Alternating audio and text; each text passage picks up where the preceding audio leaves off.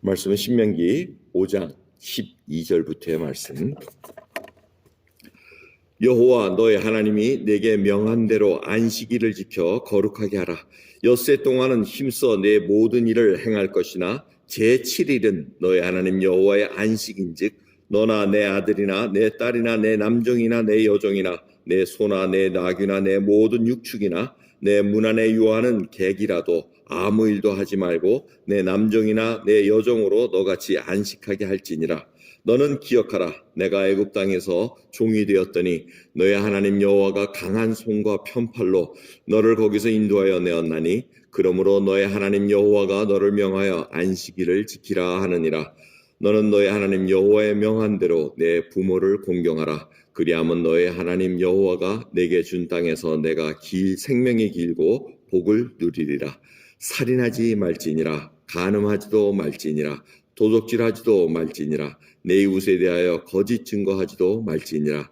내 이웃의 아내를 탐내지도 말지니라. 내 이웃의 집이나 그의 밭이나 그의 남종이나 그의 여종이나 그의 소나 그의 낙이나 무릇 내 이웃의 소유를 탐내지도 말지니라. 아멘.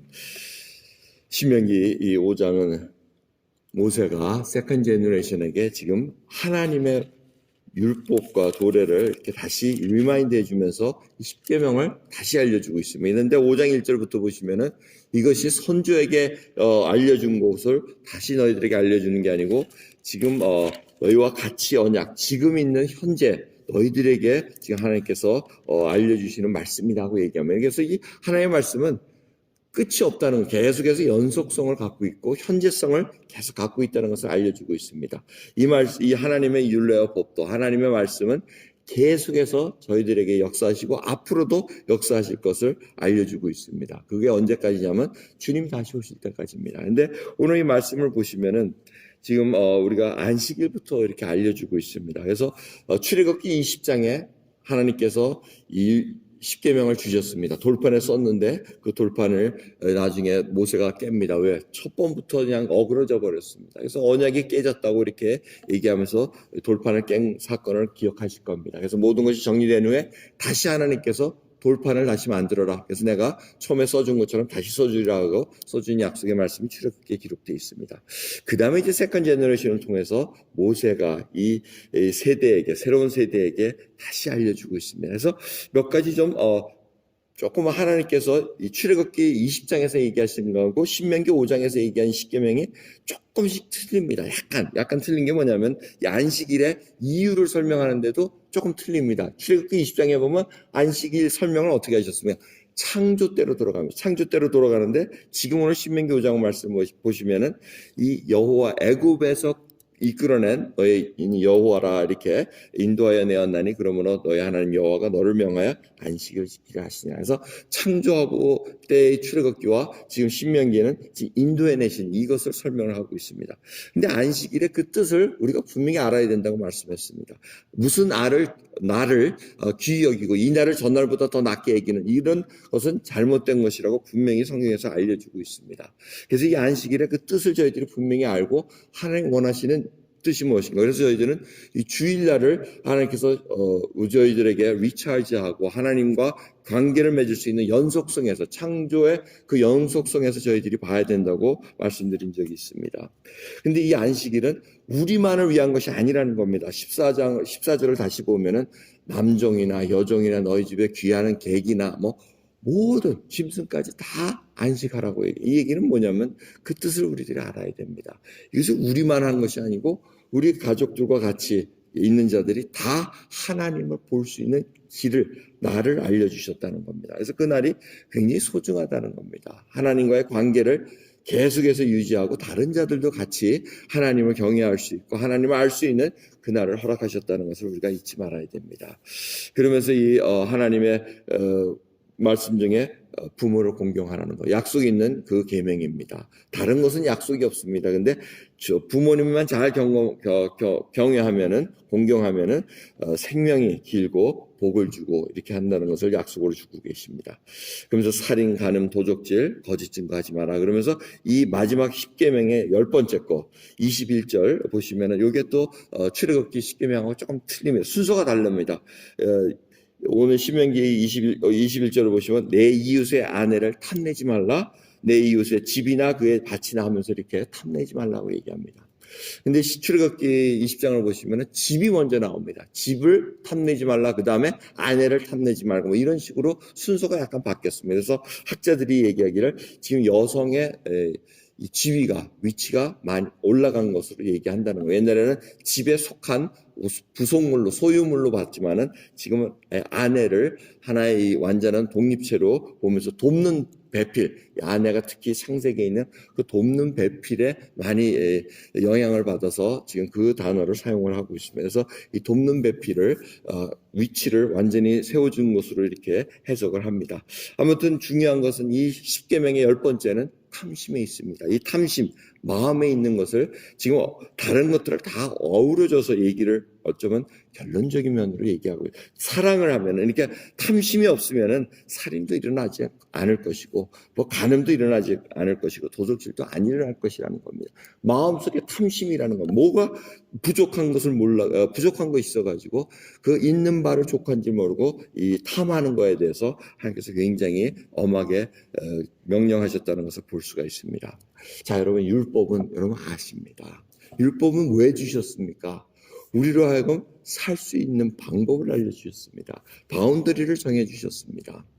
우리가 살기 위해서 살 수 있는 길을 알려주셨음에도 불구하고 마치 인간들은 이것이 우리를 억압하는 것처럼 착각하고 삽니다. 근데 이 공동체를 유지하기 위해서 지금 신명기 이 시대의 이 상황으로 가서 보면은 왜 하나님께서 다시 이것을 리마인드 해줬느냐.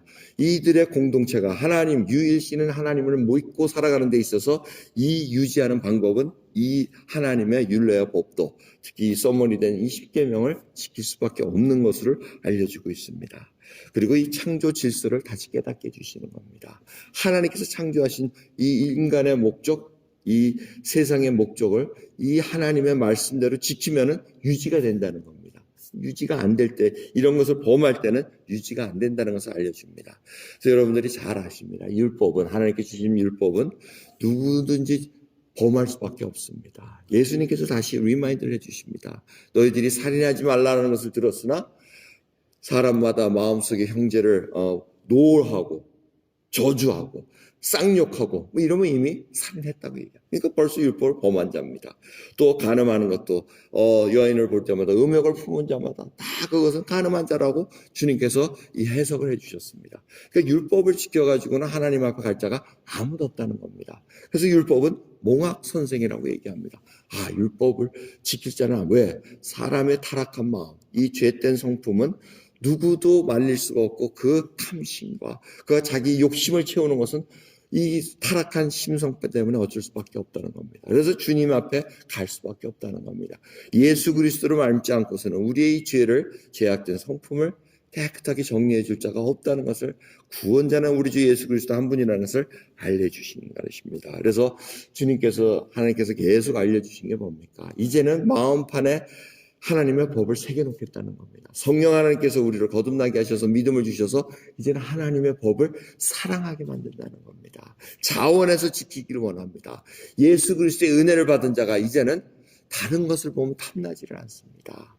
왜? 이 세상의 것은 하나님께서 나에게 맡겨주신 것이고 내가 하나님의 부르심에 합당하게 살면서 주님의 그 맡겨주신 청지기의 삶을 담당하면은 자기가 있는 발 족한 줄 알고 그대로 하나님의 은혜 속에 머물 수가 있는데 거듭나지 못하고 세상의 욕심대로 살아가는 자들은 그저 남의 것을 취하려고 그러고 어떻게 해서든지 남을 짓밟으려고 그러고 자기의 것을 취하고자 하는 그런 욕심들이 있다는 겁니다.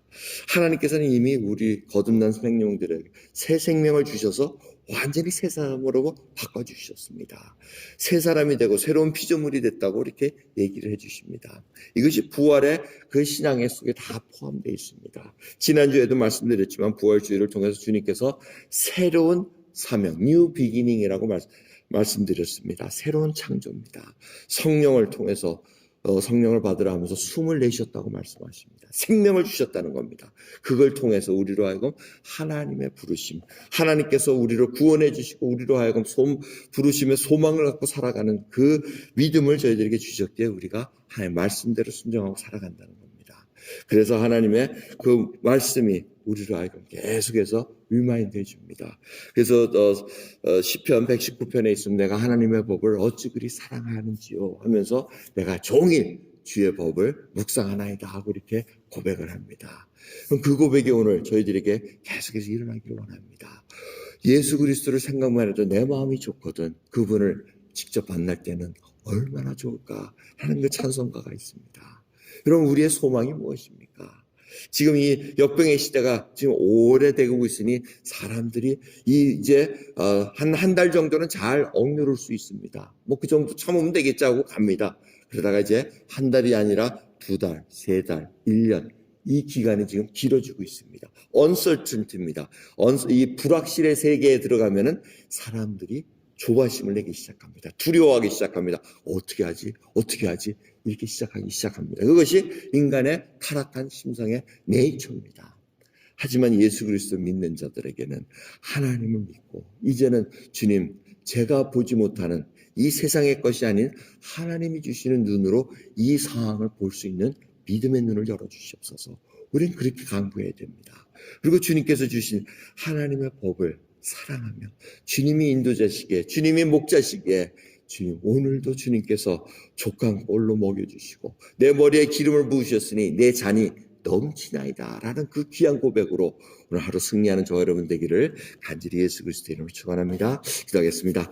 하나님 감사합니다. 참으로 저희들 어두운 상황을 지나가면서 불확실한 세상으로 저희들이 들어가고 있는 것을 보게 됩니다. 하지만 주님이 빛이시기에 어두움이 두렵지 않습니다. 주님이 빛이시기에 주님만을 믿고 살아갈 수 있고 디클레어하고 선포하고 나갈 수 있는 저희들 될 수 있도록 은혜 베풀어 주시옵소서. 아버지, 참으로 저희들 주님의 말씀이 있사오니 주님, 저희가 어디로 가겠나이까? 주의 말씀대로 살아갈 수 있는 믿음의 눈을 열어주시고 하나님의 눈으로 이 땅을 바라볼 수 있는 믿음의 눈을 열어주시옵소서. 감사드리며 우리 예수 그리스도의 이름으로 기도드리옵나이다. 아멘.